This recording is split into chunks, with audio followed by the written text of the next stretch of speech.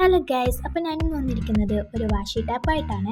അതിനായിട്ട് നമ്മൾ ഒരു ഗ്ലിറ്റർ പേപ്പർ എടുക്കുക, എന്നിട്ട് അതൊന്ന് സിസർ വെച്ച് കട്ട് ചെയ്തെടുക്കുക.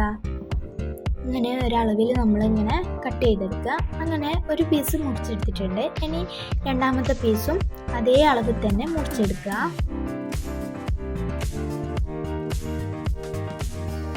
അങ്ങനെ രണ്ട് പീസും മുറിച്ചെടുത്തിട്ടുണ്ട്. അതിനുശേഷം നമ്മൾ അതിൻ്റെ ബാക്കിലുള്ള പശ കളഞ്ഞിട്ട് ഇതുപോലെ ഒന്ന് ഒട്ടിച്ചു കൊടുക്കുക. അങ്ങനെ രണ്ടിൻ്റെയും നമുക്ക് എന്ത് ചെയ്യാം, ബേക്കിലുള്ള പശ ഇട്ടാനായിട്ട് പേപ്പർ അങ്ങ് മുറിച്ച് കളയുക.